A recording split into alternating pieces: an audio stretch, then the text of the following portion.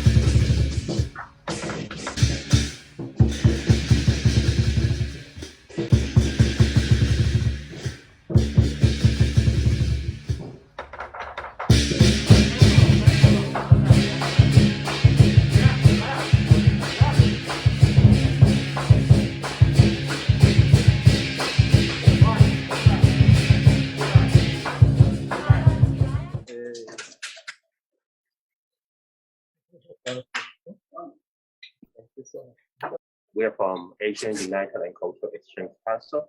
Me here today with Paulina Chen, which is my partner, bring our lion dance group to come here to celebrate the Buddhist bathing ceremony event.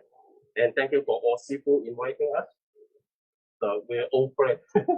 So hope everybody enjoy and healthy and have a good life. Thank you. Okay. Thank you so much. I appreciate it. Thank you. You want to say hello?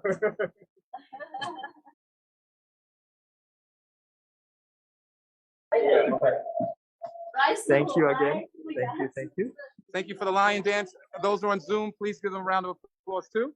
But I also wanted to say we're going to do the puja. Oh wow, the puja now. So we're thanking again them as they're leaving. We really appreciate them. But now we're going to be setting up for the puja, which is the bathing of the Buddha, which is coming up now. So thank you so much, everyone. Hold on. Thank you. Thank you. Very Thank good. It's a peace for the order, and good luck. Yeah, thank you. You see, just a little bit reading. Yeah, it's a good luck for the. Yeah, thank you. It's very good luck. So please for the. Let's line up. Yes.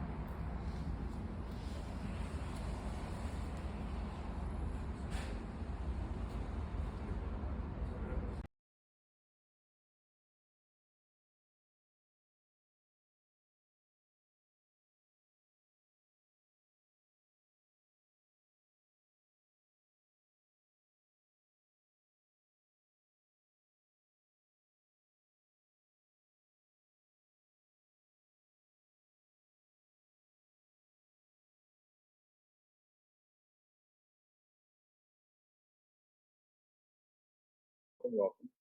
My name is James Lynch.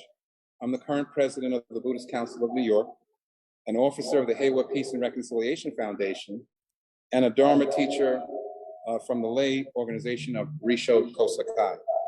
Indeed, I'm extremely grateful to join with all of you to celebrate the Buddhist Council of New York's Vesak Shakyamuni Buddha's solemn day acknowledging the Buddha's birth, enlightenment, and parinirvana, and join with you in exploring this year's Vesak theme, and this is an appropriate theme even with the technology, practicing the Dharma during difficult times. I know I'm not saying anything new. These are clearly difficult times, from the ongoing corona pandemic, literally war in Europe, the threat of war in Asia, the murders of those in supermarket in Buffalo, the killings of little children while in school by a young man obviously ravaged by internal suffering, ongoing and increasing attacks on Asian Americans, riots and unrest, increasing deadly attacks on houses of worship, and many other life-altering problems. So yes, we see today on this 2022 Vesak Day difficult times and the need to follow the Buddha and to find another way. Yet, despite the seemingly intractable problems, I am more convinced than ever that now is the very time for us to press forward with more diligence, forbearance, and compassion to bring the case of Buddhism to a suffering world. Indeed, most of us are very familiar with Shakyamuni Buddha's story and his sacred journey, that he lived more than 2,000 years ago, and that from the time of his sacred birth and the renewing of and renouncing his secular life, he sought the way, hoping to overcome the sufferings of life and to liberate all people. You know, as they're hopefully fixing that part. But I want to say, this last point is key to me. Shakyamuni Buddha sought liberation from suffering of the world, not for himself alone, but for everyone. His gift of liberation was available to all who were willing to follow his footsteps and who were willing to cherish every encounter that they had in their life, whether it be external or internal, so that they for themselves could see things as they are and bring peace, joy, kindness, and compassion to a confused and suffering world. So on this Vesak day, when I awoke, I thought of the past presidents of the council, like Venerable Piya, Bhante Kondanna, Venerable Nakagaki, and all of the current officers, past and present, all the affiliated members and their families. I thought of all of their and your sacrifices and your sincere humanistic efforts to help and be of service to the world.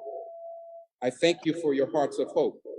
And so today, building on our past and current actions, I believe that this, the 2022 Vesak celebration, as we take one more half step forward together, helps us to pick up Lord Shakyamuni Buddha's prayer mat and help bring liberation to a society that has people harming children. If we are honest with ourselves, we have no more choice or time if we are to adhere to the Dharma. We must get off our cushions, get out of our temples, centers, and holes, work together as one Mahasangha, and cherish the encounters of life based on the sacred and peaceful steps of the Buddha, becoming living arhats and living bodhisattvas who help heal our families, communities, our society, and even our world. And yes, finally create a new peace movement rooted in daily life, not based on so much as being right or righteous, but based upon our awareness of our true relationship to the Buddha, to all of life, and the inherent equity and dignity of all human beings. This last point is really important. Buddhists cannot sit on the sidelines and hope things get better. We can't not just wish for things to get better. Indeed, we must be at the forefront of a new peace movement, and we ask others to join in, and for which we will commit ourselves for the long haul, so that everyone knows how valuable their precious life is, and how truly majestic are the lives of others, and equally importantly, how they can reveal their sacred self, so this land can finally be seen as the land of tranquil and abiding life. We can be humanistic lighthouses of hope that shine their light of renewal to those who are in need. So finally, on this blessed Vesak day, again, welcome. Can we remember Shakyamuni Buddha, his sacrifice, his compassion for our lives, and humbly thank him and renew our vows to happily and joyfully follow his footsteps, to go beyond the labels that we put on ourselves and others to be truly free. Let us pray that Shakyamuni Buddha, whom we devoutly revere, the Buddhas, Arhats, Bodhisattvas, and countless heavenly beings who are omnipresent in the 10 directions, who guided us each to our practice, will watch over our Buddhist practice and extend their hand of compassion and guidance so the world of peace will be achieved. We also pray that not only the world of human beings, but the world of all living beings and the whole of Mother Earth find peace. Nam Myoho Renge Kyo, May the 22nd, 2022. I offer these words of respect. Sorry about the feedback.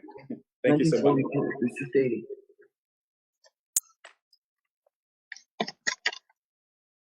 Thank you. Now we move into the puja, the offering part. And sorry about this audio interruption. We're working on it right now. So we have 3 yanas prepared, but actually Venerable Dhammajoti offered Theravada offerings. So we have Venerable Yuan from Mahayana tradition, and from the Vajrayana we have Rochelle, Weithorn, Bob Stevens, Sascha, Ascher, and you can find all bios on the chat box.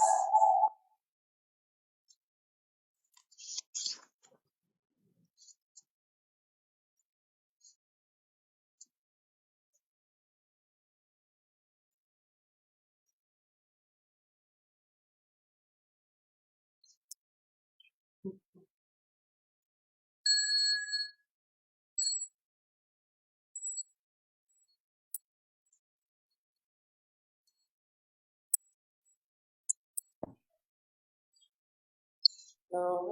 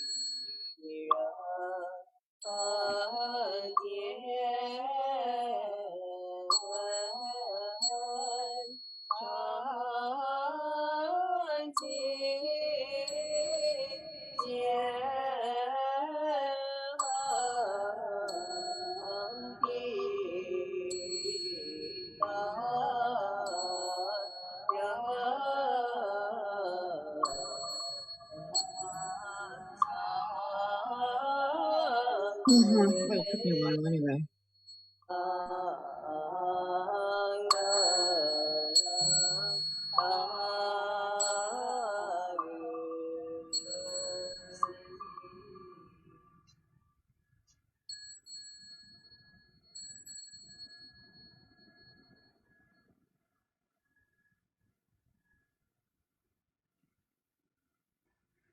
The 7-line supplication to Padma.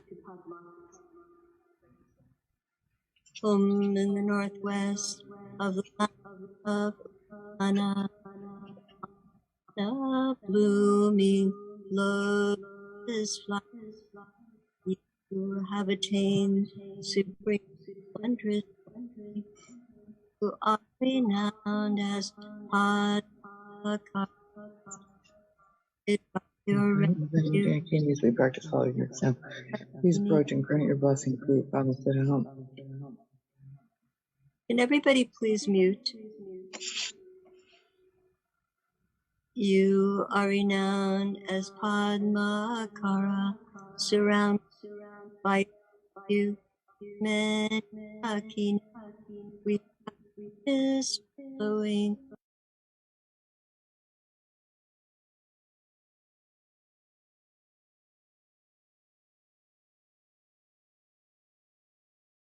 city home in the northwest of the land of Uddiyana, on a blooming lotus flower.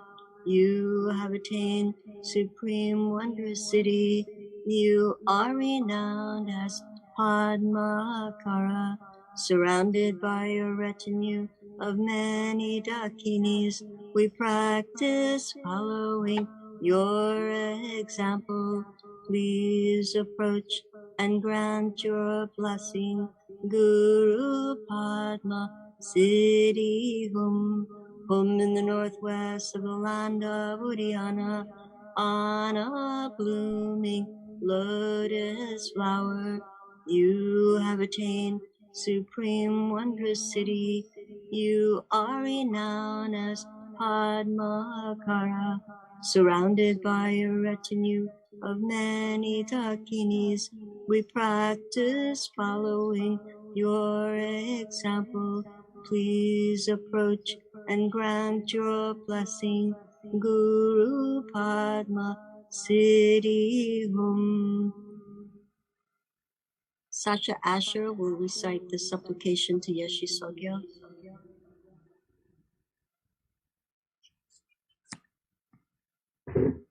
Mother of all the victorious ones, Dhammadipa Samantabhadra, very kind only mother who protects the subjects of Tibet, bestower of supreme city, chief among the Dakinis of great bliss.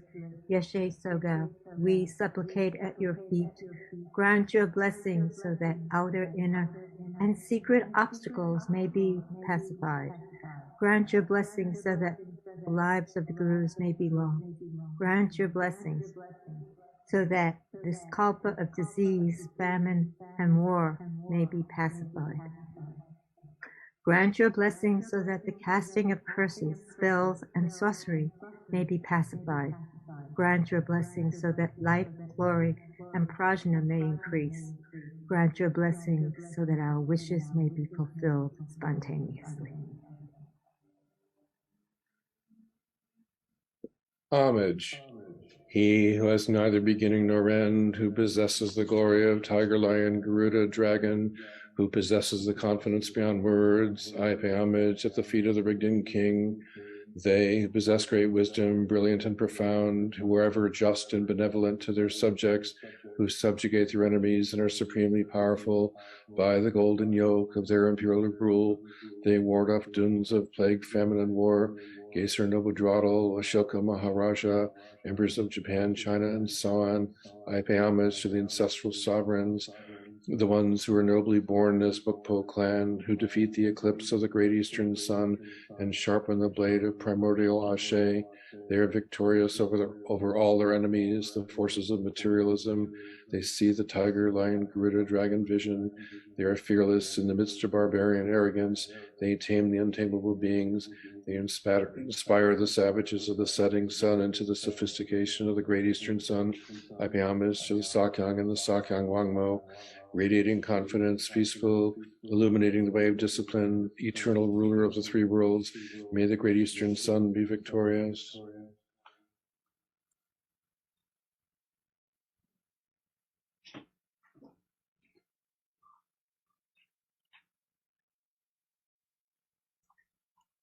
Thank you. Now we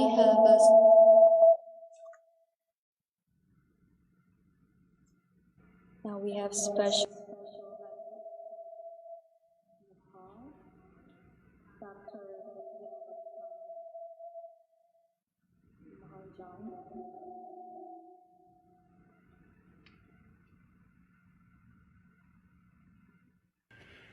Namo Buddhaya, Namo Dhammaya, Namo Sanghaya. Namo tassa bhagavato arahato samma sambuddhassa. Warm greetings from Lumbini, the birthplace of the Buddha. My name is Dr. Piya Maharjann. I am from Kathmandu, Nepal, the secretary of the International Buddhist Education Center. I would like to express my deepest happiness and send you the greetings from the birthplace of the Lumbini.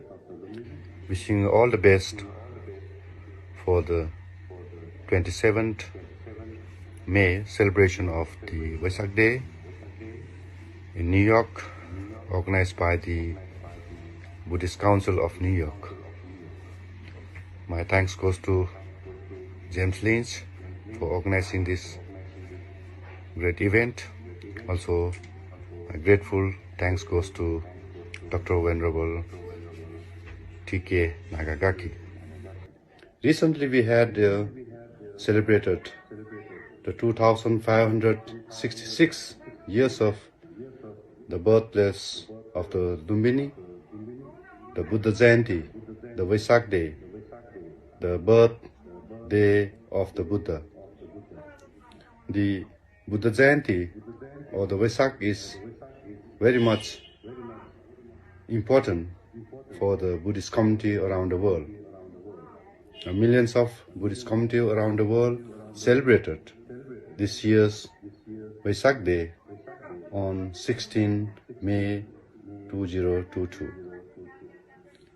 Even in Nepal, the government of Nepal has fully supported, to celebrate this year's Vesak Day in Lumbini.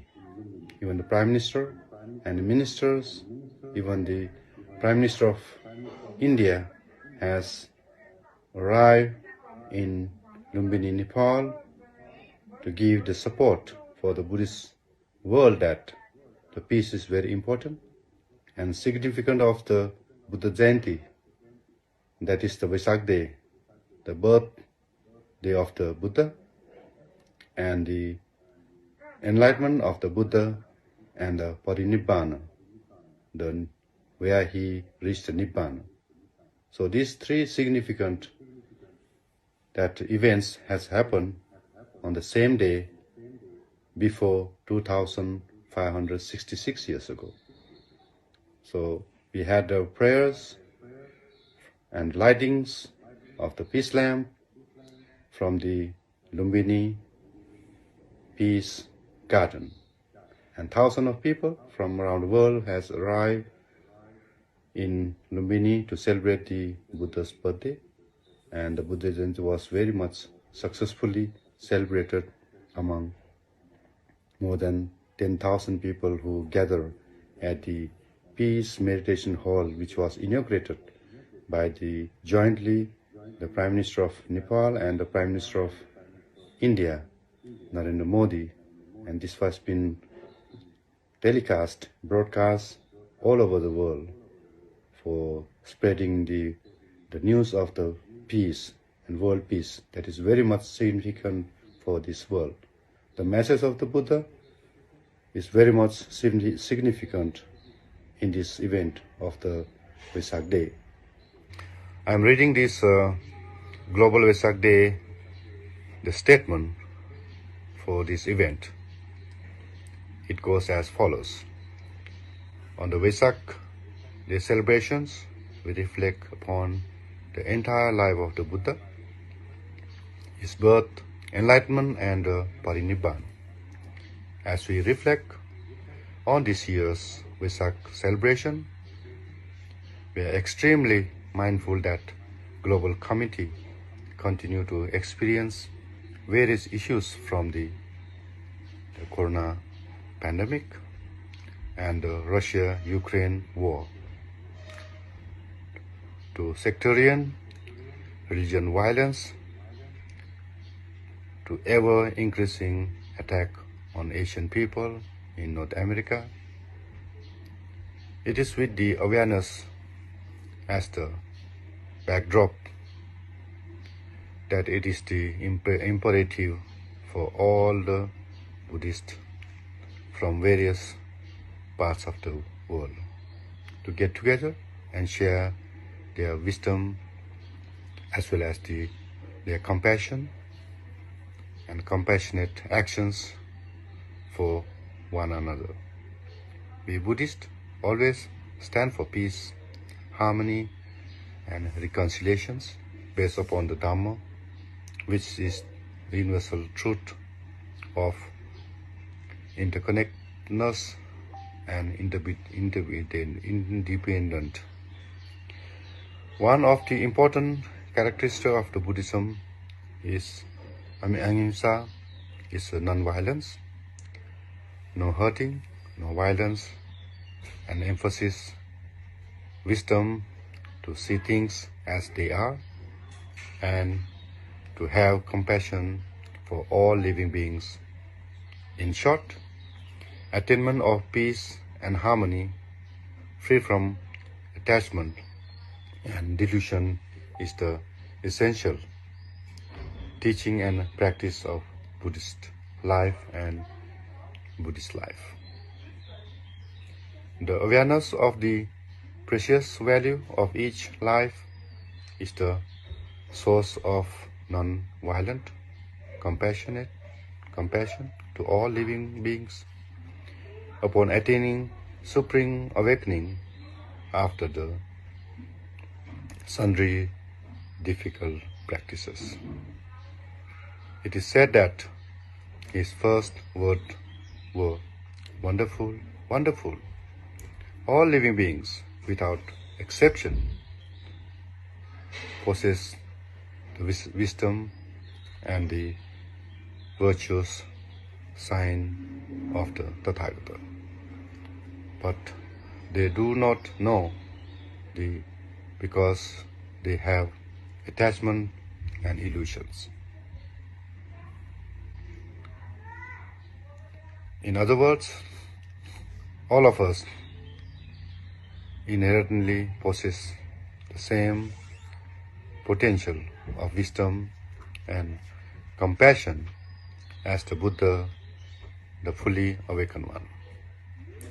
Whether your friends or enemies, beliefs of your religions and the beliefs of the religions on non-believers, all living beings have the potential to be enlightened, bodhisattva, as the lotus flowers, blossoms growing from muddy pond. We all have the potential of transforming the suffering and the pain of the muddy pond and creating the blossom of the flowers and happiness and peace. We are born as Buddhas to be. We all have a Buddha nature that needs to be cultivated and nurtured. As the Buddha says, all beings fear violence, all love life. If you take yourself as the measure, do not kill and do not let others kill. Udanavagga Dhammapada. Let us begin the first precept: do not kill, and do not let other people to kill. And let us respect, value, and be compassionate to all lives. May all beings who compassionate to each other, may all beings be happy and peaceful. Metta. Sadhu and sadhu, sadhu.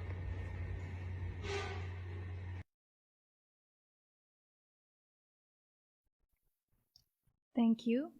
I hope it's working now. Great. Thank you for the reminder that we're all born with Buddha nature.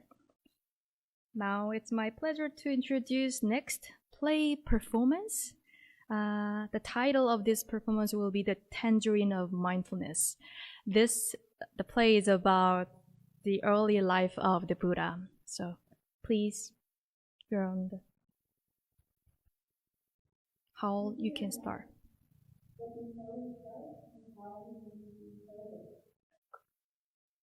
Co-host.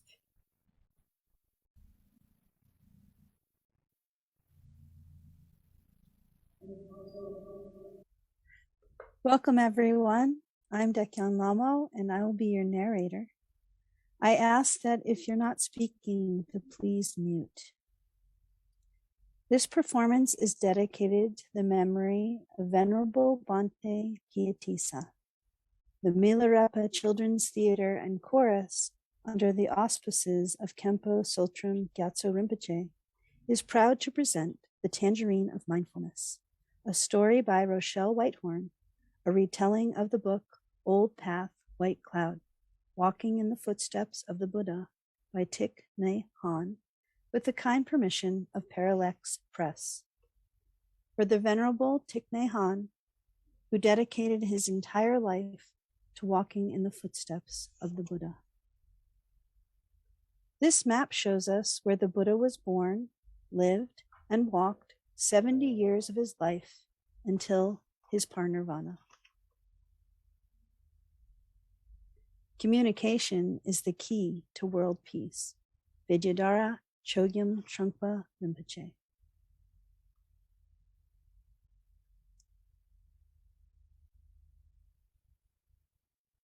Our cast: narrator Doyeon Lamo, Siddhartha Arthur Stevens, Svasti Bob Stevens, Sujata Rochelle Weithorn, technical support Hal Richmond. The birth and the prediction. I was born on the full moon day in May. 2,560 years ago, in the faraway land of India, in a kingdom called Sakya, there lived a king and a queen. One night, Queen Mahamaya, a woman of great virtue, had a dream that a magnificent white elephant with 6 tusks and skin as white as snow descended from the heavens, surrounded by a chorus of beatific praises. The elephant approached her. It held a brilliant pink lotus flower in its trunk. He placed the flower within the queen's body. All at once, she was filled with deep ease and joy. Queen Mahamaya awoke, uplifted by a sensation of pure love. When she got up from her bed, the ethereal music from her dream still echoed in her ears. She told her husband, King Suddhana, of her dream, and he too marveled at it. That morning, the king summoned all the spiritual advisors in the capital to come and devise the meaning of the queen's dream. The queen will give birth to a child who will be a great leader. This child is destined to become either a mighty emperor who rules throughout the 4 directions, or a great teacher who will show the way of truth to all beings in heaven and earth. Our land, your majesty, has long awaited the appearance of such a great one. It was the custom in those days for a woman to return to her parents' home to give birth. Queen Mahamaya was from the country of Kolia in Nepal. Along the way, she stopped to rest in the garden of Lumbini. The forest there was filled with flowers and singing birds. Peacocks fanned their splendid tails in the morning light. Admiring an ashoka tree in full bloom, the queen walked toward it. Suddenly, feeling unsteady, she held onto a branch of the ashoka tree to support herself. Just a moment later, still holding the branch, Queen Mahamaya gave birth to a radiant child. The prince was bathed in fresh water and wrapped in yellow silk by the queen's attendants. So now, since we're muted, everyone can sing along to the song, Blessed is the Birth of the Buddha, written by Rick Lyon-Ahrens. Blessed is the birth of a Buddha, rarest of gifts unveiled. Blessed is the birth of a Buddha, bringing peace and joy to the world.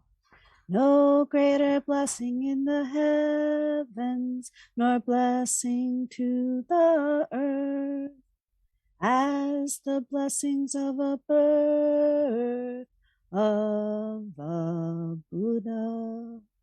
Great is the word of the Dharma. Rejoice, let the truth be told. Great is the word of the Dharma. So much beauty to behold. Blessing heaven and earth. Such a message to be heard. Such a blessing is the word of the Dharma. Cherished is the strength of the Sangha, order of bhikshus adorned. Cherished is the strength of the Sangha, who carry the teaching of the Lord. A great blessing to the earth and to heaven's unknown length. A great blessing is the strength of the Sangha. Such a blessing is the birth of a Buddha. Such the blessing is the word of the Dharma. Such a blessing is the strength of the Sangha. Such a blessing is the birth of a Buddha. As there was no longer any need to return to Ramagama, the queen and the newborn prince returned to the palace. My father, overcome with joy, proclaimed, "I will name my son Siddhartha, the one who accomplishes his aim." As a child, palace life was very beautiful and fun. Remembering the predictions of the spiritual advisors, my father commanded that I shall never see or experience any suffering. My father was happy about my becoming a great ruler, but made a vow not to encourage me to be a spiritual teacher.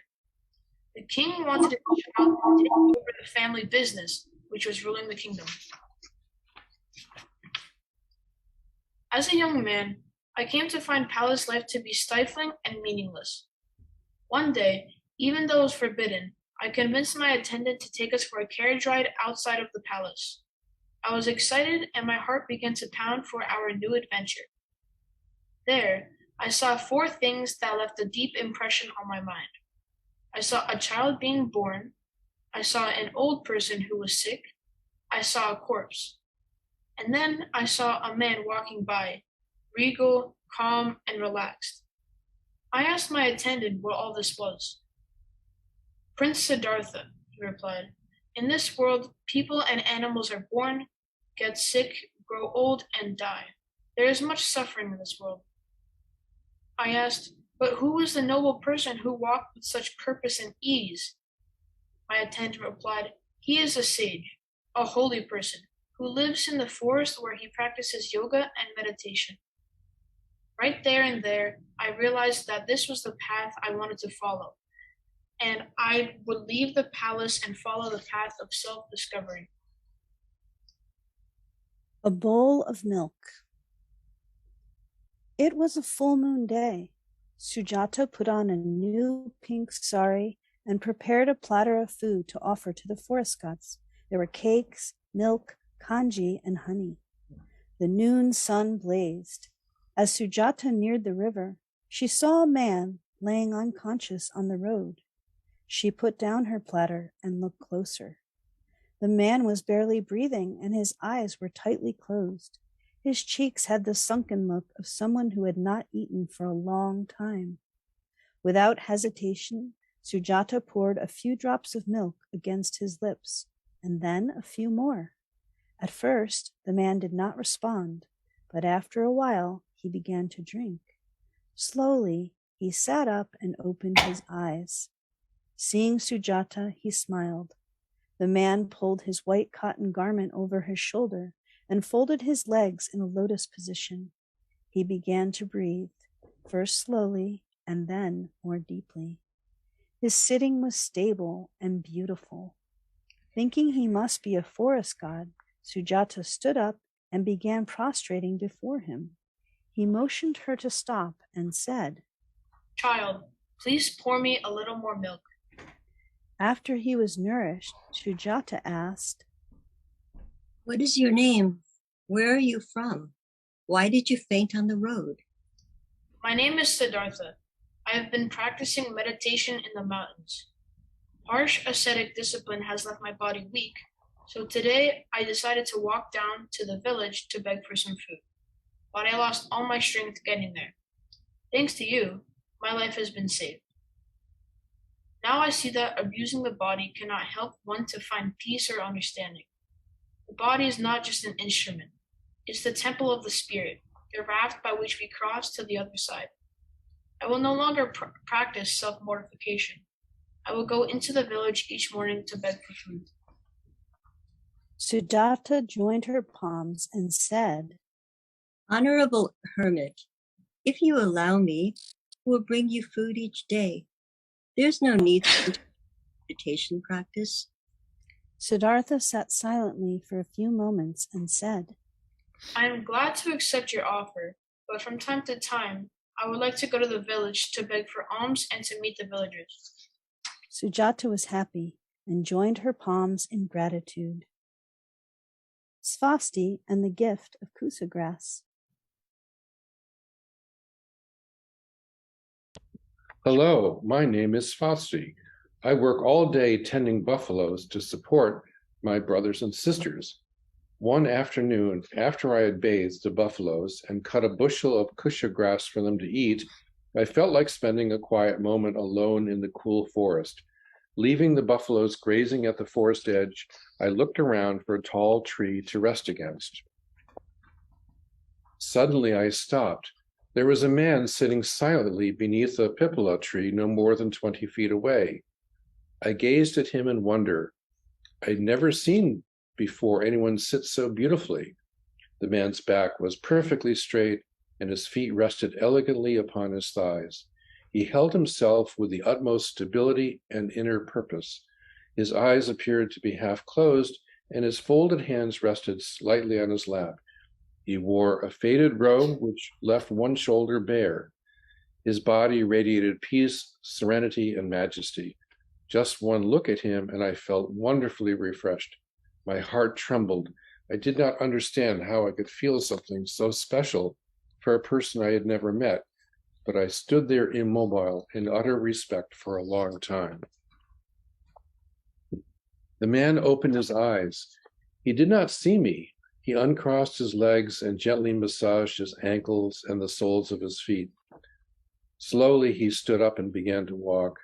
Because he walked in the opposite direction, he did not see me. Without making a sound, I watched the man take slow, meditative steps along the forest floor. After 7 or 8 such steps, the man turned around, and it was then that he noticed me. He smiled at me. No one had ever smiled at me with such gentle tolerance. As though drawn by an invisible force, I ran towards him, but when I was just a few steps away, I stepped in my tracks, remembering I had no right to approach anyone of higher caste. You see, I am an untouchable.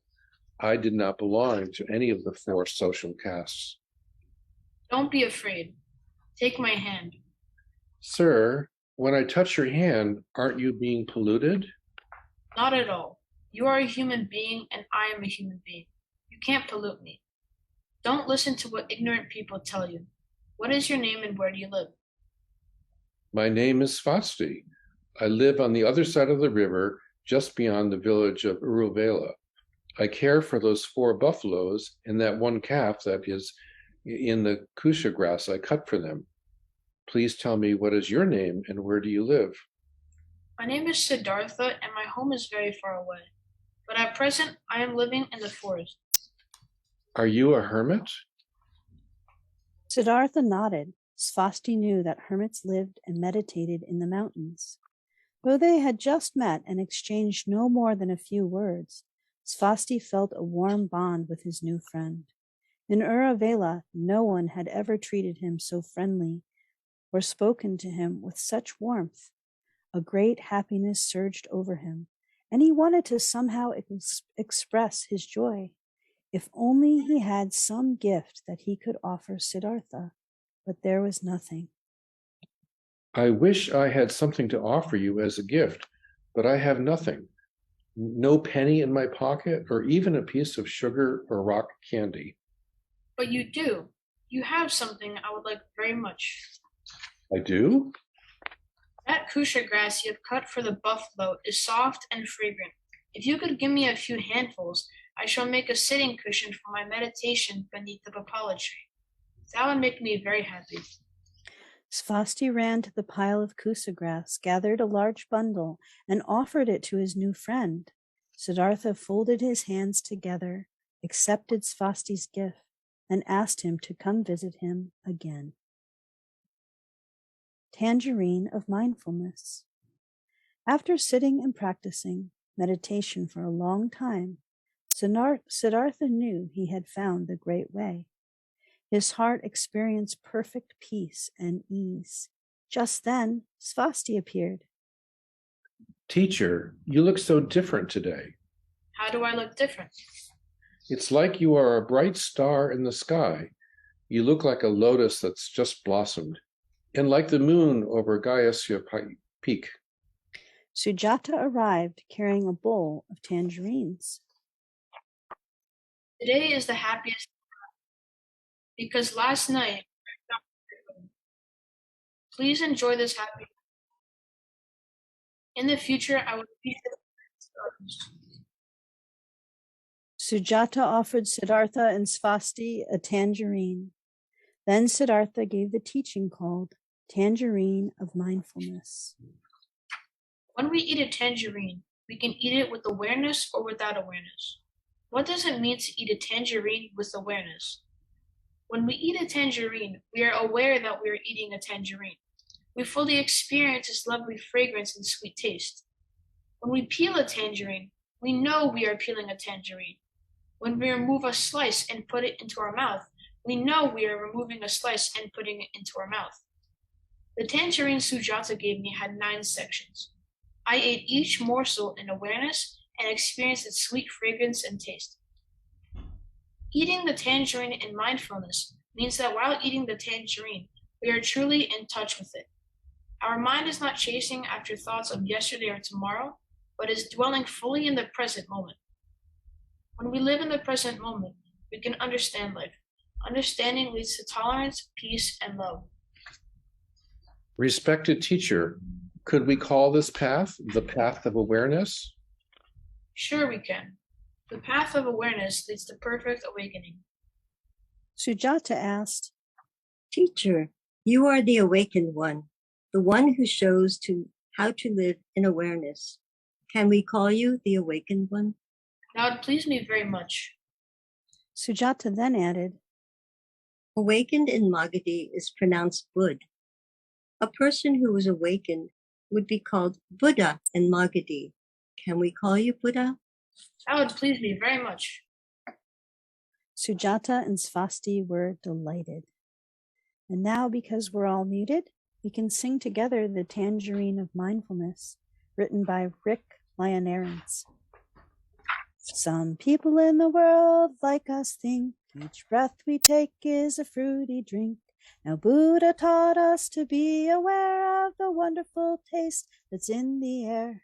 Now we know when we eat, every bite is a special treat. Now even spinach and lima beans can taste as good as a tangerine. And now we hold it in our hands, the joy of love throughout the land. We have the root of good karma. Let's share the fruit. Let's bear the fruit. Let's share the fruit of the Dharma. Now be mindful of all you do when eating coconuts and honey too. The most fun thing I've ever seen is to watch the Buddha eat a tangerine. The tangerine flower so pure and white, but the color of the fruit is orange bright. The juice from the lovely tangerine is sweeter than any jelly bean. And now we hold it in our hands with joy of love throughout the land. We have the root of good karma. Let's share the fruit. Let's bear the fruit. Let's share the fruit of the Dharma. Let's share the fruit. Let's share the fruit. Let's share the fruit and good karma. Let's share the fruit. Let's share the fruit. Let's share the fruit of the Dharma.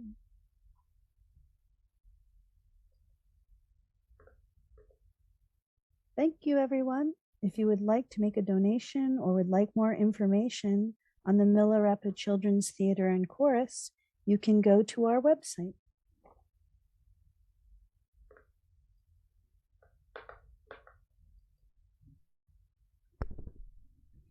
Well, that was fantastic. Milarepa's Children Theater and Chorus.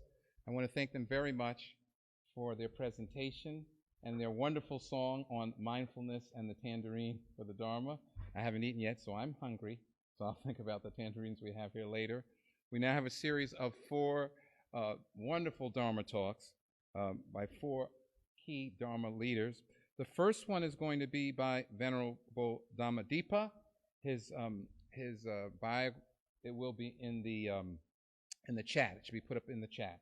So, Venerable Dhammadipa, thank you so much.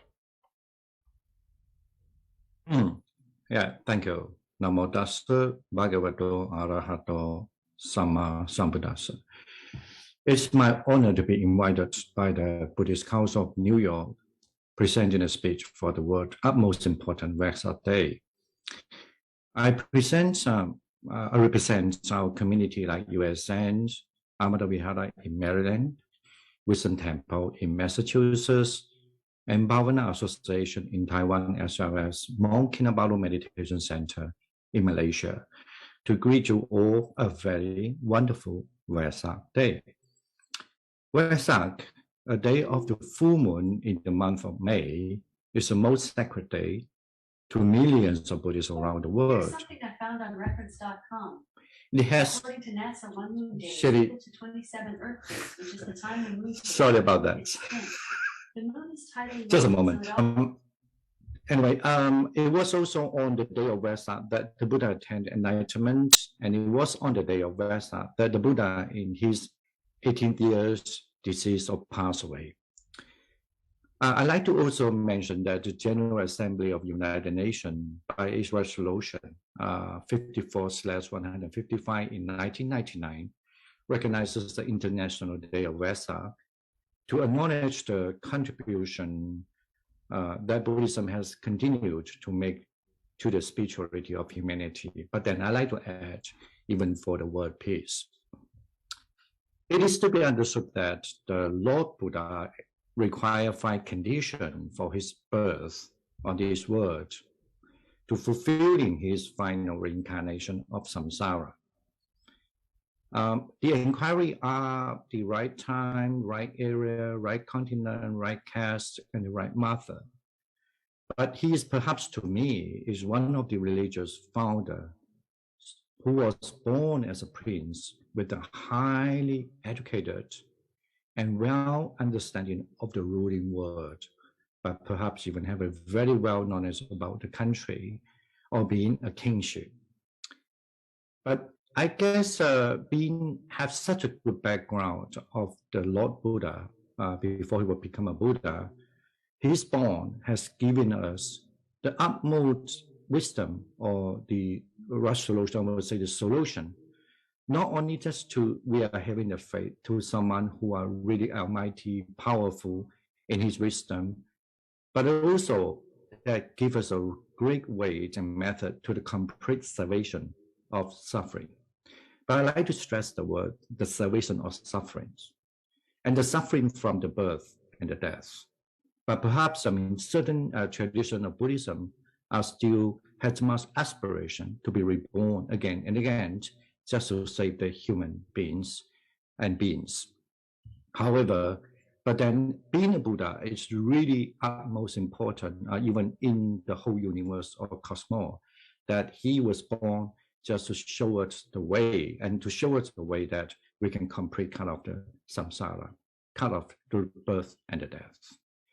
And his enlightenment has demonstrated us he's successful in his pursuit of noble search, the search for not being born again, the search for no sickness, no illness, no old age, no born and no death. After abandoning his princeship and even rejecting when he was invited by the king Pimphisara at his time to rule the country together. Well, this is basically is very important message to me too, that's to share with all of you, that actually Buddha understands very well being a king and being a utmost powerful spirituality leaders like a Buddha, it's could be very different. And his attainment is called the Nirvana, that everybody heard about that. Could be difficult concept too, but in Theravada, Nirvana in some sense is a particular event happens at the moment of the Lord Buddha's enlightenment. As he continues to live in the world, he continues to think, speak, and act as other people. However, with differences that his thoughts, words, and deeds are completely free of them, free of the motivation of greed, aversion, and delusion, and also motivated instead entirely just by generosity, friendliness, and wisdom. I think this is a really important message too, that something we have to, I myself always recollect or reminded by myself too, during the Vesak day, even though I'm not necessarily all the time mindfulness. There are two kinds of nirvana, as one, the condition of having extinguished the defilement term nirvana with the reminder of life. In Sanskrit it's called Sobadisesa Nirvana. In Pali it's called Sa Upadisesa Nibbana. And then the nirvana, another kind is called the nirvana that comes from the ending, the occurrence of the defilements of the mind, which is in Pali generally commentary called that as the nirvana of defilements. So when we talk about the Buddha attained nirvana under the Bodhi tree, so the nirvana is one, the nirvana it's a complete extinguish the defilement called the remainder of the life. That means he will not reborn again. And the other one is complete ending the occurrence of the defilements, that from the mind. So now this is the day that we just mentioned to celebrate the day of the birth of the Buddha according to the Theravada tradition, and also the enlightenment day of the Buddha. But another one thing is very important too, he's passing away. Usually we call it as a Nibbana. Just like in other religions, they may have celebrate the birth of the, say the birth of Jesus and then his salvation. But this is also, it's very important as a Buddhist that remember that the Buddhism message about the celebration of Vesak is also celebrate his pass away. And his pass away as nirvana is also the state or the condition enjoyed by the Buddhas and Arahants. And after the death is celebrated. So eventually, the Parinibbana, the remainder of the life, will be exhausted or pass away, just like all beings. However, unlike other beings or gods who has not experienced Nibbana or Nirvana, like the Lord Buddha or like the Arahants as well, and they will not be reborn into some new life. The physical and mental constituents of being will not come together in some new existence. Hence, the term Parinibbana means into this context defined aggregates of the physical and mental phenomena that constituent a being cease to occur. This condition of nirvana with our remainder of life without remainder of life, is the complete exhaustion of the occurrence of the aggregate of physical and mental phenomena that constituent a being. So it is something really we have to celebrate, that after the Buddha attained Parinibbana, that is a great way to demonstrate that someone could not be encounter or inflicted suffering with the physical when the physical still remained. This is one of the the utmost important way to show he's beyond the law of what we call the universe, and he is the one that attained complete exhaustion of rebirth. In other words, I also like to add a few things before ending the speech. Is what usually the way that we have honored the Buddha, even that be mentioned in early Buddhist texts, in Pali Buddhist texts, many times, that is to recollect the Buddha's name. The reason is not just to recollect the name, it's basically is to understand artha, or atta in Pali, mean the meaning. Because that certainly shows the Dharmakaya, the Dharma body of the Buddha. That just allow me to just chant very short about the name. In Pali tradition, usually call it as 9 names. And if you allow me to add one more, in Chinese called the Dagada Rulai in Chinese, then there will be 10 of them. We will say this way: Idipiso Bhagava Arahan Samma Sambuddho Vijja Charana Sambano Sukato Lokavito Anuttaro Purisa Dhamma Sarati Sattha Devamanu Sanam Buddho Bhagava. So Buddha has many names. We honor the Buddha has many names. Even by himself, he always declared that he is called the Arahant. He is called the correct or the holy, enlightened one. The one is endowed with the truly understanding and good conduct all the time. The one is always acting or speak, or even in the mental side, always in the sublime, condition that always associate with the out of the defilements condition called Sugato. Or he is also the well-knowing of the world. The word comprises of the word about the samsara world, the teachings world, the humankind's world, and as well as the cosmic world. So he's well endowed to understand. And he's the highest, the utmost powerful one, because he is that even the demons, the most powerful demons, or what usually we call the Mara, and the heavens, how powerful they are, cannot go beyond of him, because he's the one who is completely eradicate all the defilements and knows cosmical law could influence him. And the last few things is about he's the teachers of the gods and the teachers of the humankind, and as well he's the greater leaders to go over all the difficulty in order to attain enlightenment or be more happy life. And as well as he have demonstrated himself, sit under the Bodhi tree and attain his Buddhahood as a Buddha. And the last one is as called the Bhagava, because he's the most luckiest one, as he has endowed with so many good quality in terms of the Rupakaya, that means the physical body, and so many other things in terms of his wisdom body, the Dharmakaya. So at the end, I like to say that it is our grateful that we have 2,600 years ago, we have someone like the Buddha, and actually the only one that be born in this kind of civilization to guide us, have a very peaceful mind, and also how we can have the best way to lead the world or make the world peaceful. Oh, thank you. Sadhu, sadhu, sadhu. Thank you so much, Venerable Dhammadipa. That was fantastic. It takes me a little bit more time, and when I'm cross-legged on the floor, I can't jump up like I used to. It gets a little harder and harder the older you get.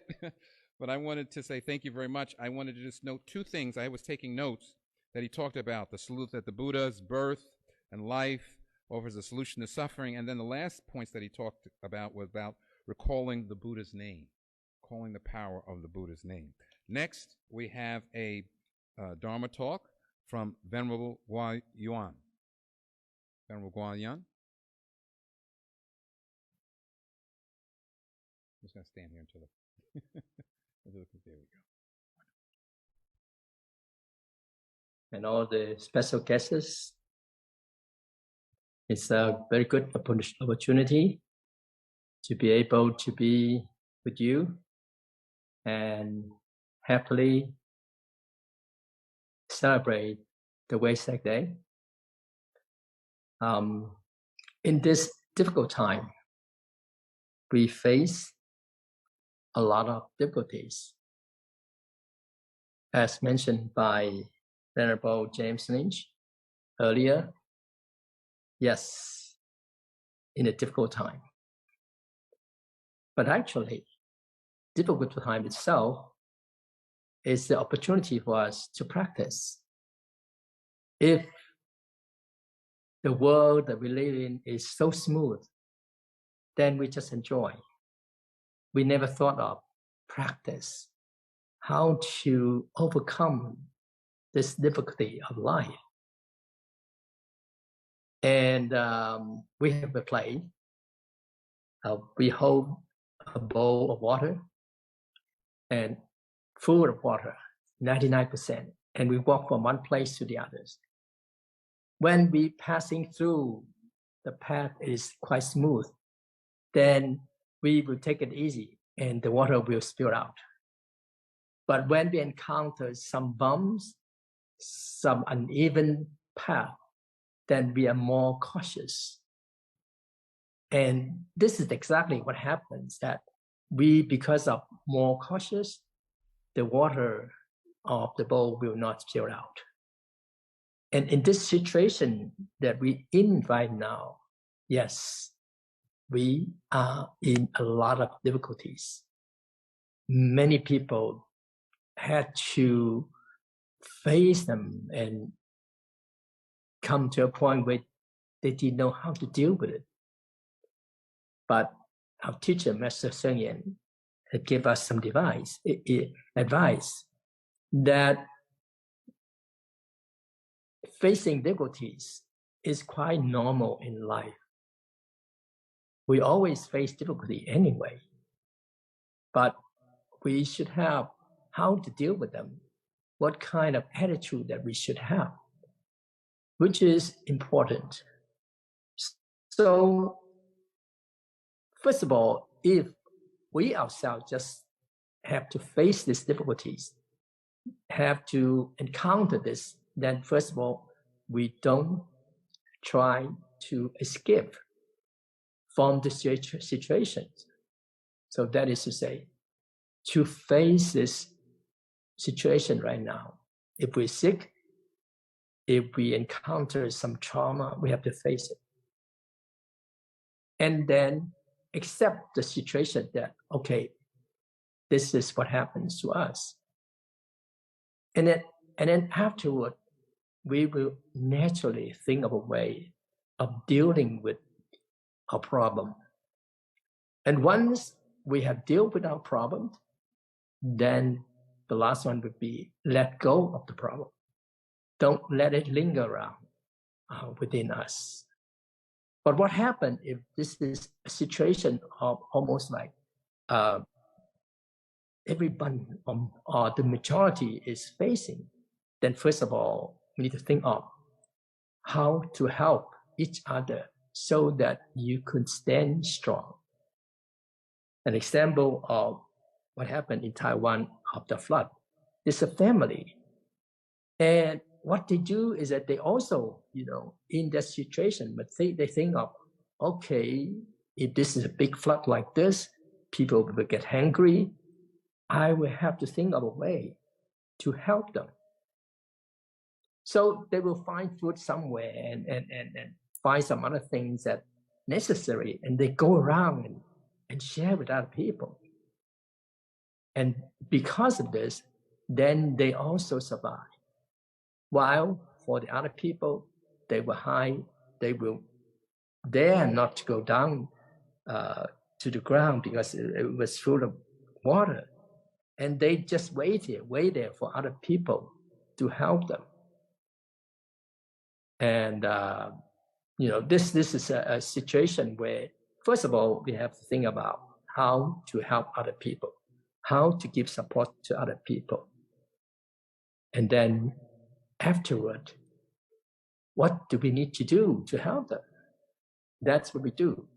And then afterward, we find a way to deal with it.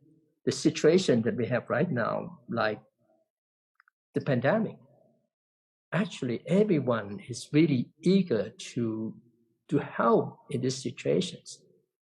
And some people with more knowledge, they will find a way. Okay, so what kind of vaccine do you have? And going on like this, as we're facing right now. In the beginning, it was quite deadly. There's so many people died because of this. But now it's evolving. And people are not that afraid anymore. And of course, there are still ways to prevent it. Say, for example, they will wash their hands often. They will gargle, often with salt water, things like that. And they are less infected by the situation. So in a way, first of all, we know that the situation that we're all facing is, of course, because of the causes and effects. Whatever causes they are, then the effect is now. Then we have to accept that. So our mind is more peaceful. This way, it's so-called practice. And also we understand that although they are quite tragedy, quite strong in a way, but because of this is so-called causes and conditioned that everything will change, they will not stay forever. And living in this situation there doesn't mean that we just don't care, but it just means that, yes, we don't have to be so afraid because everything changes. And changes later on than as we witness now. First of all, is the pandemic, is then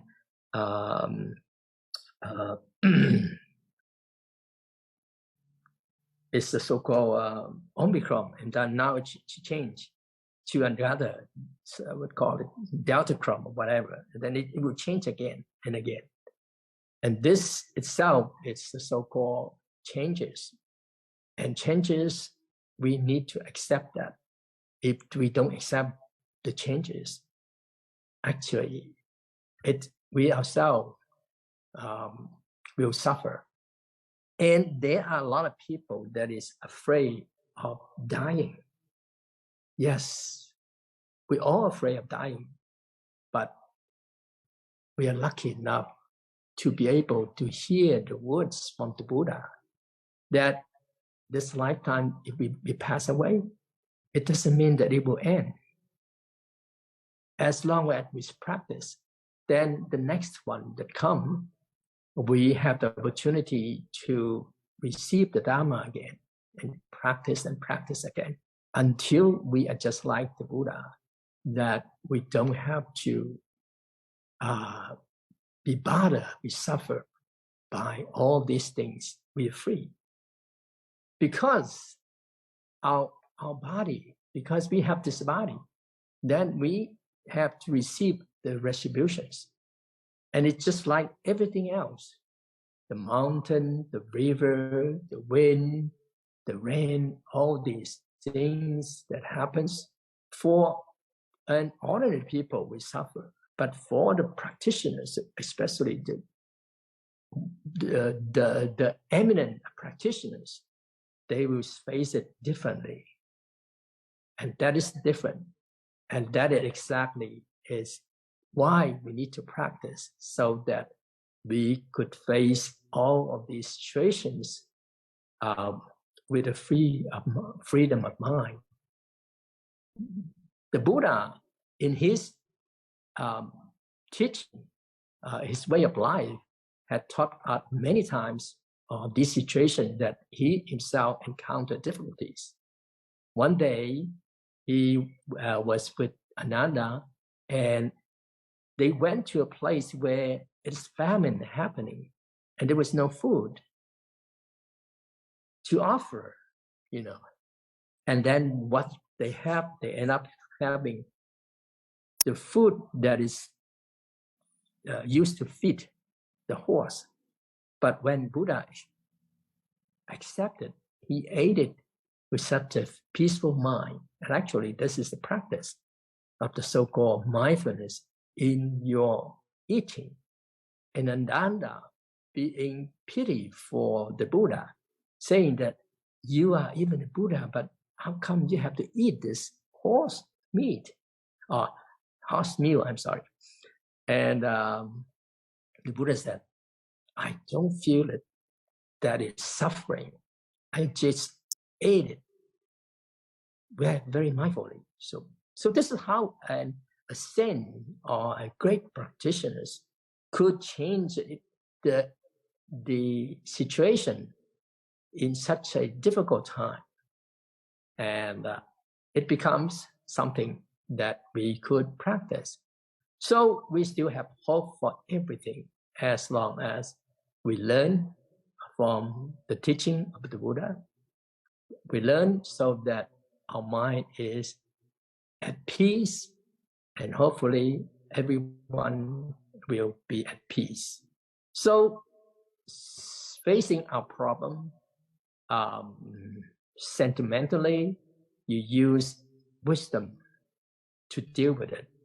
And facing the problem with maybe in the family or even in our race, we somehow need to deal with it ethically. And this is what I just like to share with you for this talk. Thank you so much. And may you be happy, may you be well, may you be at peace. Thank you very much.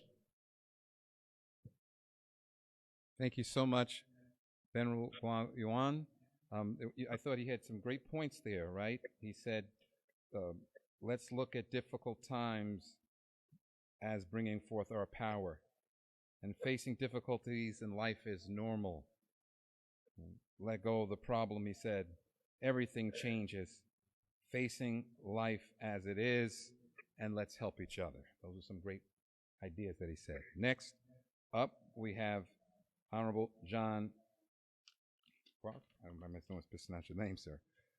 Honorable John Park, right? Am I right? Am I saying it correct? I see your face up there. I want to make sure I have your name right. John Baker. Honorable John Baker. There you go. Thank you. Thank you. Not so honorable, but it is John Baker. And I come to you from the Tibetan tradition, the Vajrayana tradition. I'm a member of a Zoom study and practice group called the Path of Awakening Buddhist Center. But my tradition comes from Chogyam Trungpa Rinpoche, and the Tibetan tradition, especially Kagyu and Nyingma sects of Tibetan Buddhism, and other teachers like Khenpo Tsultrim Gyatso. I thought I'd start out by noting that the great perfection teachings, Dzogchen teachings in Tibetan, the Ati or Mahasandhi teachings in Sanskrit, predict that we are in fact entering and just beginning into a very dark time that is going to go on for hundreds of years. We are in a yuga of descent. I first heard this from my teacher Khenpo Namdro Rinpoche, that human life is going to get shorter and shorter over the next 100 years. Also in the Shambhala teaching, Shambhala is a kingdom. The Buddha visited it toward the end of his life and was asked by the king of Shambhala, whose name was Suchandra in Sanskrit, to give teachings that a layperson could practice, because the king and his courtiers were not going to become monks and nuns. And the Buddha gave them the Kalachakra Tantra, the Wheel of Time Tantra, as a teaching. And they practiced it and became an enlightened. Recording in progress. And became an enlightened kingdom. And at some point, Shambhala ascended above the earth, or is somehow very hard to find. You have to go on a spiritual as well as a physical journey to find Shambhala. And the Shambhala teachings say that in the ages to come, especially the next 100 years, things are going to get much worse. In particular, by the time of the reign of the 25th Rigden king of Shambhala, which will take place, he will ascend the throne in 2327, the year 2327. During that period of time, the earth will be conquered by an evil conqueror who will discover Shambhala and try to subjugate it.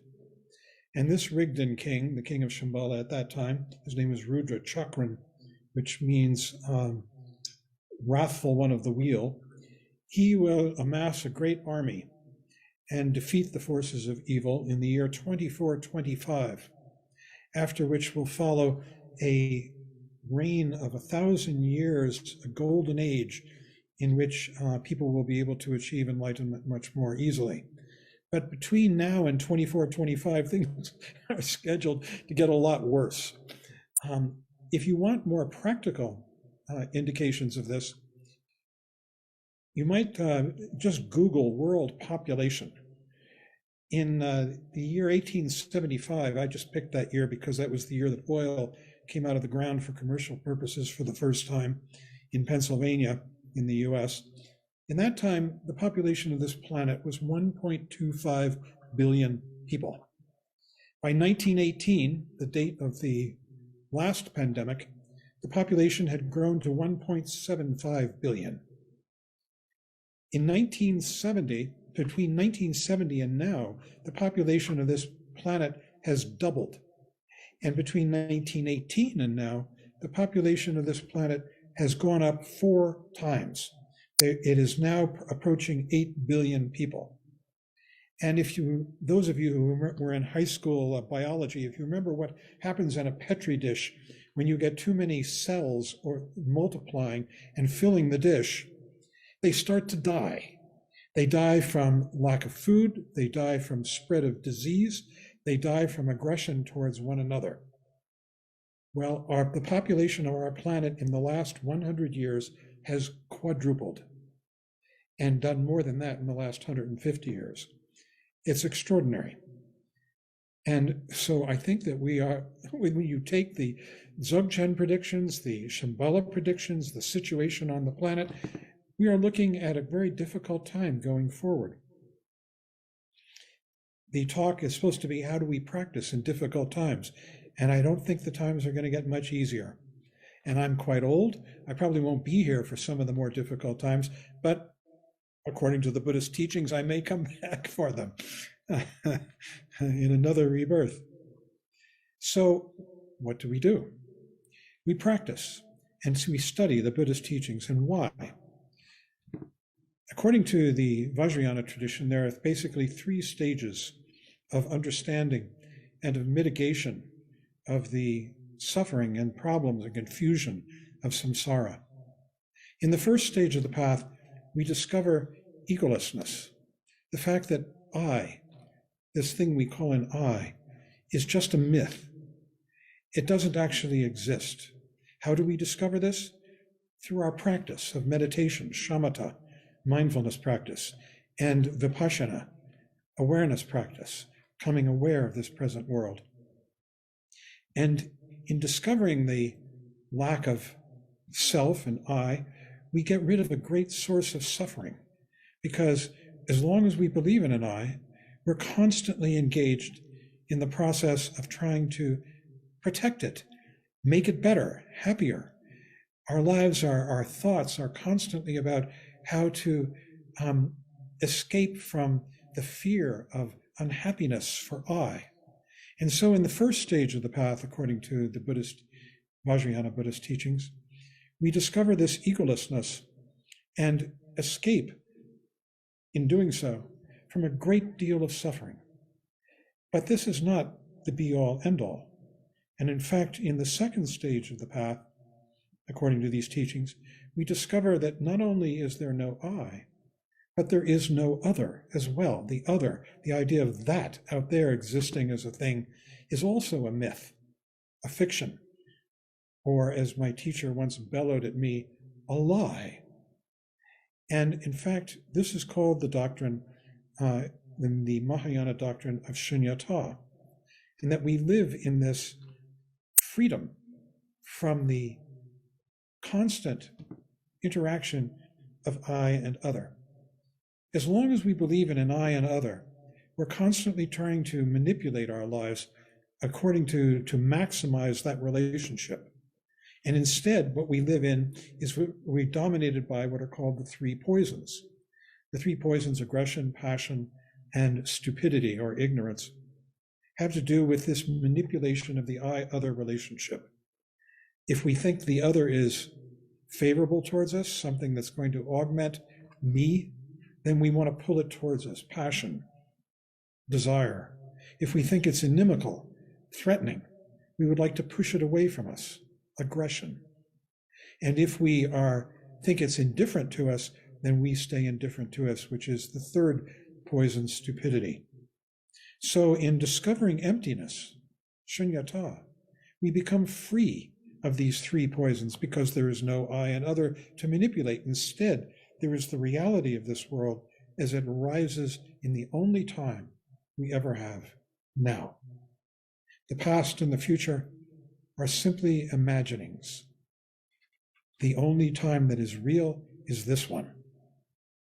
And in coming into the doctrine of shunyata, or into the experience rather of shunyata, we begin to discover that not only that, but it opens up tremendous compassion, because the practitioner in discovering shunyata experiences freedom from the suffering and the fear for oneself and self-aggrandizement. And in doing that, experiences great joy and wishes to share it with others.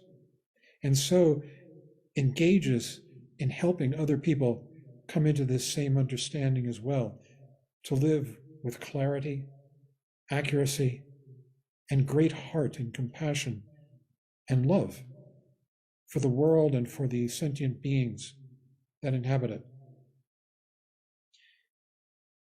But this is not the end of the path, according to the tantric tradition. From there, having discovered this freedom of shunyata, this absence of I and other, the practitioner, or the person who is path treader, begins to see the world so much more clearly, because one is no longer engaged in the constant manipulation of I and other, the constant jockeying for well-being and safety, and instead can see this world much more clearly. And seeing it more clearly, one sees it much more vividly. And so the Vajrayana, the Tantrayana, the third stage of the path, is about the vividness and the beauty and the meaningfulness of this phenomenal world as it arises clear, absent the constant fear for oneself, the constant thoughts about oneself and other, in clarity, in beauty, and in vividness. And in that stage of the path,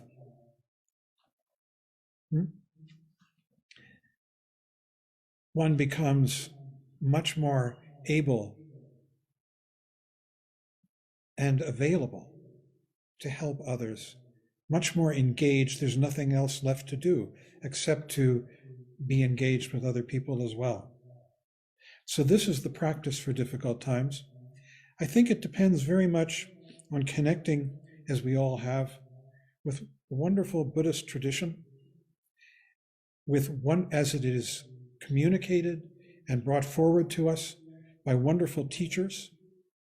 It's very important to make bonds with teachers who can communicate with our neurosis and our sanity, to help us overcome the neurotic mind and enter into the world of true sanity, which is the world of the Buddha. All of this traces back to the Buddha himself, who gave all of these teachings to us and beyond. And for this, and I think all of us, are very grateful. Thank you.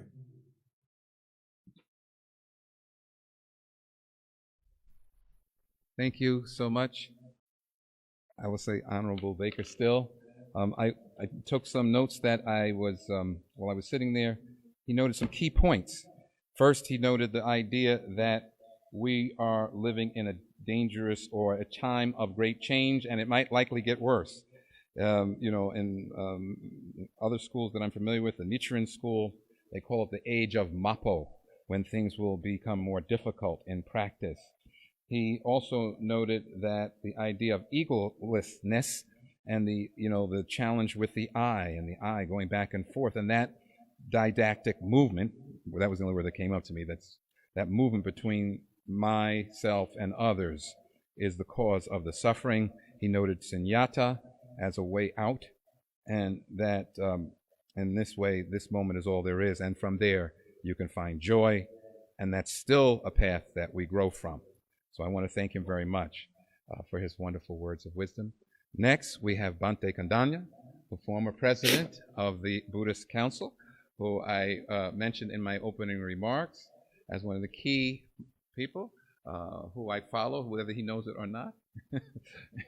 And he's doing his prostrations before he gives his Dharma talk for us, as I look at an image of Venerable Piyatissa, who is very sacred to me. Thank you so much.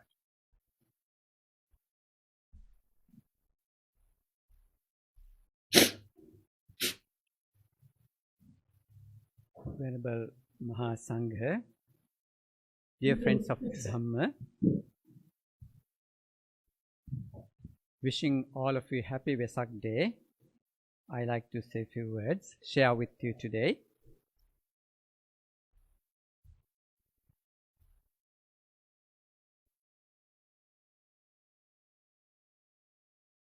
Sukho buddhanang upado sukha saddhamma desana sukha sanghassa samaggi samagganang tapo sukho. According to teachings, it's a happy or blessing the birth of the Buddha. It is a blessing to have the Dhamma.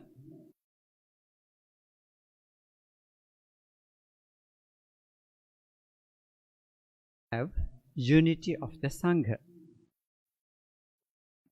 So this is the time, in the difficult time that we are going through, but we have opportunity to meet together.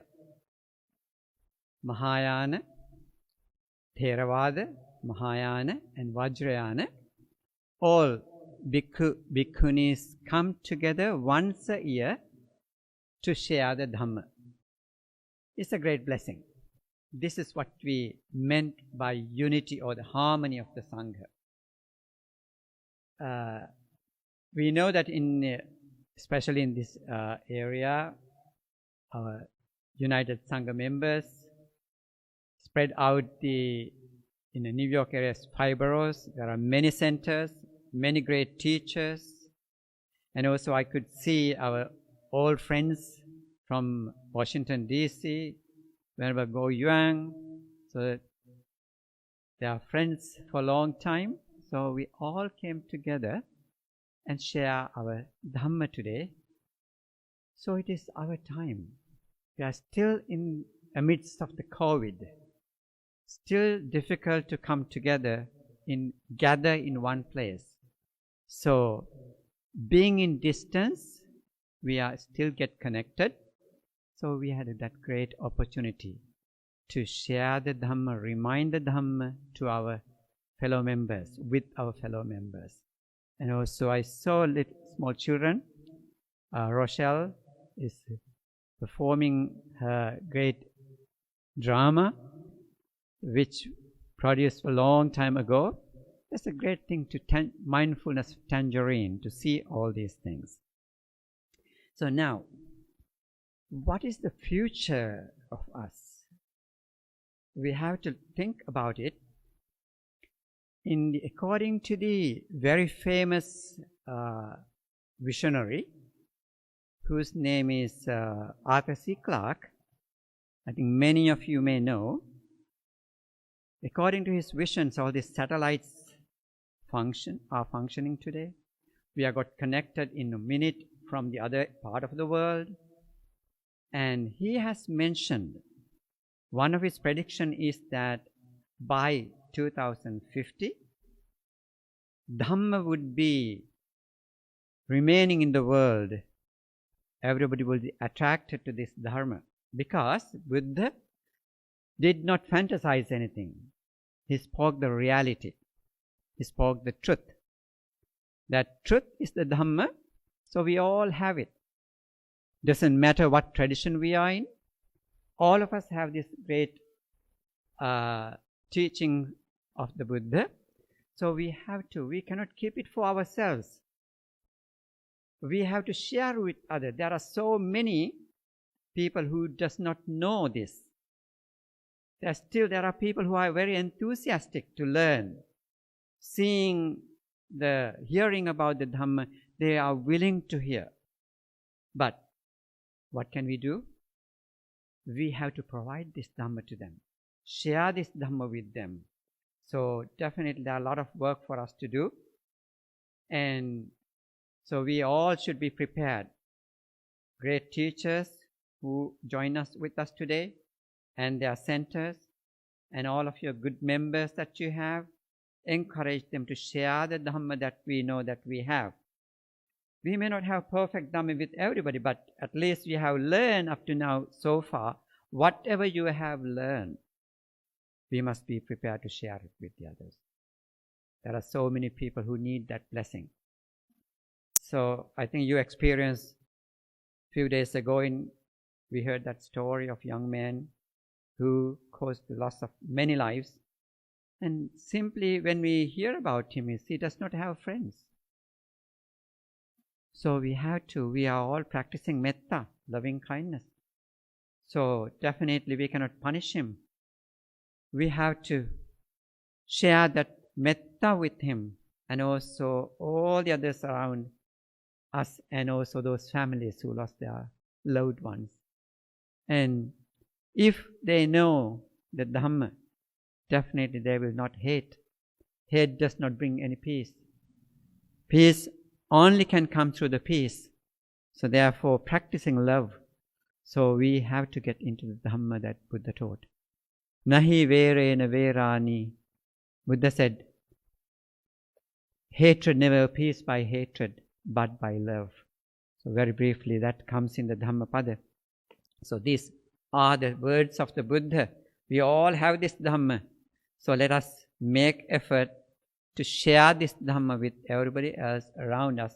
Not by force, but definitely there must be. When we practice, that could be the model. You could be the role model for the other people who are with us, who are around us. So that would help us to share this Dhamma with the friends, with the families, with the people who are around us. So I believe this is our opportunity. This is our sharing that we can do with the friends who are living together with us in this world. So it could be wherever we go. It could be in New York, it could be in Washington, it could be in other states. I happened to be last Vesak full moon day in Dallas. There was I was so happy, young man who is initiating a project, preservation of Tripitaka, writing in Pali and English translation in the stone slabs. It's going to be a project of 829 stupas in 14-acre land. I was very happy to see that project. This young man is maybe in his 30s. One of the temples is a young monk. And as a computer engineer, he had this vision. He wow, as a bodhisattva, if I couldn't finish this in this life, I'll come back and finish it. So I asked him, why? What gave you this idea? Listening to Dhamma, maybe certain things which he was not happy as, maybe moderate expressions perhaps. So he thought maybe one day, by the time that we grow up, get old, Dhamma would be disappearing. So therefore, we need to preserve it. So he thought it should be nice for us to write it down as an English and also original version of Pali, and somebody who is interested to learn it, interested to research, so they have opportunity to come and do it. I think great idea. So there's a concept of Bodhisattva. So one day, that I was so happy because it's happening in America. America can produce something back to the world if things are preserved somewhere in this country. So therefore, it's a great effort, and there are many people who are supporting it. And also, that township is supportive, very supportive to project. So I was so happy to hear that. And I believe we all can come together and contribute in many different ways as teachers, as practitioners. So when we are in the Dhamma, Dhammo have rakkati dhammachari according to Pali, when we practice in Dhamma, we will be well protected and we will not do any harm to others. So our lives should be bringing peace to us as well as the people, the beings who are around us. Not only people, human beings, other living beings also have a right to live. So therefore, we would be contributing into that preservation of humanity as well as all living beings, practicing metta, karuna, mudita, upekka. Metta, loving kindness, compassion, altruistic joy, and equanimity. This is in addition to these basic 5 principles. We all have these are the 5 qualities that Buddha encouraged us to practice. So he called this Brahma Vihara. Brahma Vihara means divine, 4 sublime state of living. Metta, Karuna, loving kindness, compassion, altruistic joy, that we must be able to be happy, seeing the success, seeing the happiness of others. So let us all get together and practice. These are all noble qualities. Every tradition has, every tradition carries this. Once we do practice all these things, that would be definitely bring blessing to ourselves as well as other people who are around us. So suggesting that so this Vesak day, we all had a great opportunity to come together and beautifully decorating and all these things, and you are all here, and also in our connected with the through the Zoom, which was helpful for us in this difficult time of pandemic. So we all got connected, we all continue, and we may hope that we may be able to soon, we may be able to gather together somewhere and celebrate again and again, giving or sharing blessings of the Buddha Dhamma, Buddha's teaching. So thank you very much. Wish all of you good health, prosperity, longevity, happiness and success. Thank you.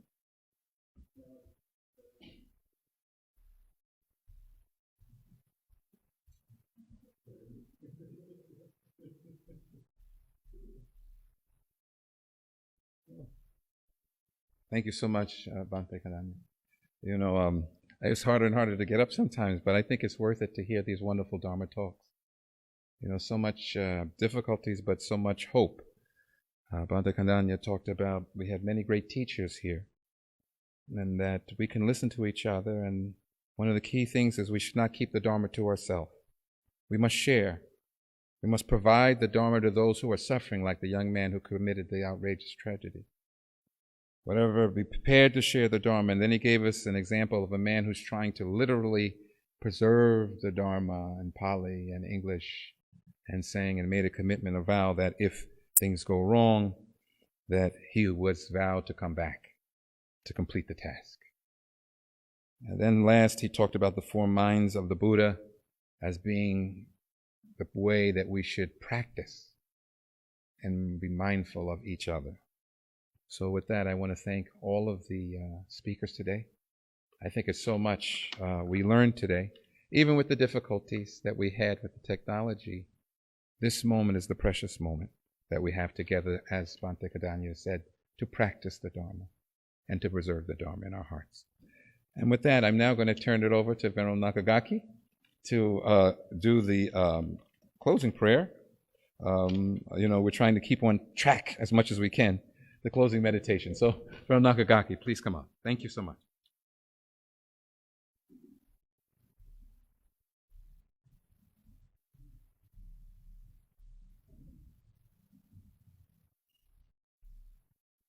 So thank you very much for everyone. And so we have always, we do the best to try to present everything, but yet, of course, it's difficulty from the machine, but then I know everybody's do the best to try to make this happen. And then even we try to do 3 ways this time. The people who can come here, people here and present, and the people who can go to the Zoom, they can go to the Zoom, and people go to the Facebook Live, they can watch the Facebook. So somewhere, somehow, you should be able to hear us. So that's the one thing. And then we try to do the best to present everything. And then even this video itself, Venerable Sirismana, so he's running everything. We're running back and forth because of when we test, everything is fine. When it happens to the real things, then all of a sudden everything happens. So you never know that, we can plan our life, but we never, it never happened the way you really wanted to or plan to. So, but then we have a lot of lessons, and we always learning from all the teachers or the people all around you. And so, but then one thing we said, that I was told my parents, normally, after I eat, don't rush to go. But time to, digest the food that you receive. And then, so in one way, we receive so much of the, wonderful teachings today, we need a time to digest. So I just do ring the bell 3 times for the Buddha Dharma Sangha, slowly. So during those times, you can reflect upon the things what happens today, and also we can appreciate all of the people who are supporting this event, not just the people, but also probably all the nature, everything. Even it was interesting to start from the nice sun, and then a little shower came like a Buddha that's born as if, and then so then after that again clear up the skies. And so we have a lot of interesting part of the nature too. Nature is helping us the way we do the this blessing part of the Vesak ceremony. So knowing all those things, and then I should mention Sylvie-san. She's one of the person who committee that we work on. She has a lot of surgery, everything. She can't move, but yet she can do something from the house. So she's try to help us from that way. And so everybody's actually helping the many parts. So, and so the James Lynch, who is the president, so thank you for organizing. And then the Reverend Doyeon Park. And so it was also very grateful for we're working together, and Rochelle also this time. So those are sort of like committee members of the Bhante Kondanna as always, and the Dharma Jyotis, and so and then the Venerable Refa, and then I shouldn't forget all the name, but I forgot to bring the paper now, so I can't. And then all the prayers that you gave, and from the Mahayana, Vajrayana, and then also Theravada tradition. So we're really grateful for all those parts. And so those, with that in your mind, please join the prayer. And place your palms together and bow your head. Sit with your back straight. Relax your body. Breathe in and breathe out.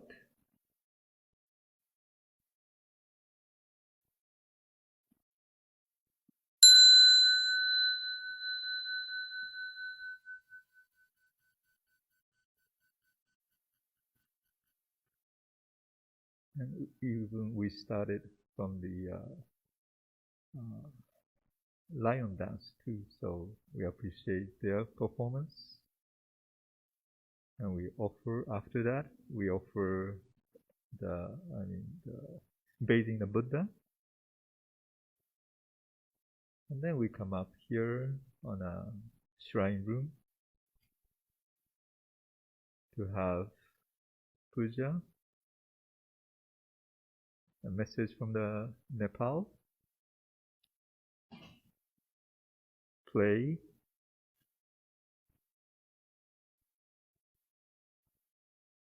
then Dharma talks,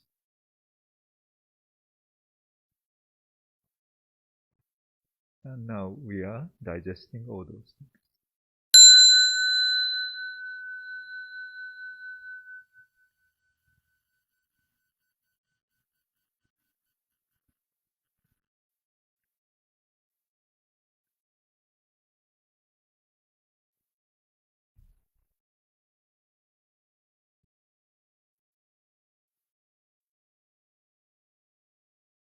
Try to remember the wisdom and the compassion that Buddha taught us.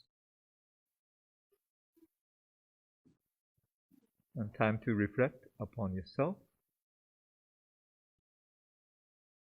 Do you live your, happy life simply?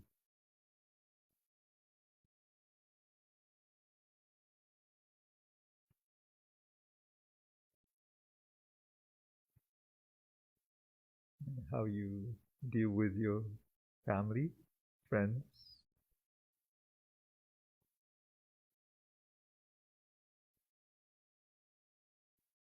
in our daily life, we have so many ways we encounter or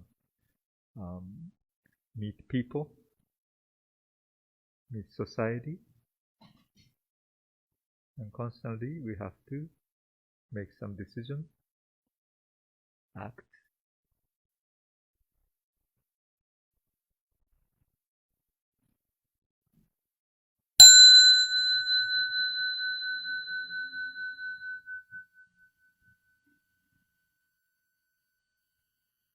For the Buddhist, we have the Buddha, Dharma, Sangha as the three treasures.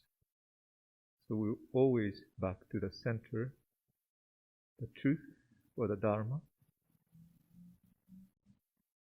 and the Buddha who attained or achieved the enlightenment, practicing the truth, becoming the truth. And the Dharma, its teachings, reveal the truth. And also the Sangha, who practice the Buddha Dharma, which is connected to the truth.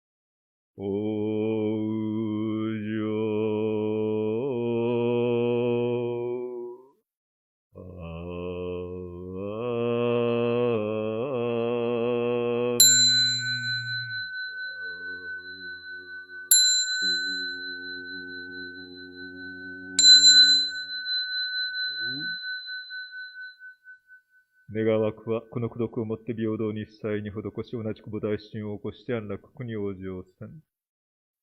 May all sentient beings be happy, well, and peaceful. May we all be free from suffering. May we all be free from pain. May we all be free from attachment, from greed, anger, and ignorance. May we all attain ultimate happiness and peace of enlightenment through the guidance of Buddha's wisdom and compassion. Namu Kiye Butsu, Namu Kiye Ho, Namu Kiye So.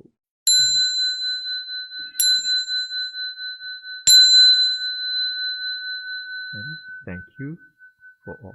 Thank you very much for you. Arigatou. Thank you. Oh, okay. Am I? Okay. Well, thank you again, everyone. And we have some prepared the tea, so I hope we have time to meet and have a conversation together. And we have a tangerine. We can't eat it here, but we can eat downstairs. So I thank you, everyone, and I thank you very much for those who are joining us and watching us, and so the person who are in the Zoom as well. So I appreciate it very much. Thank you. Thank you, everybody. Thank you, Bhante Piya.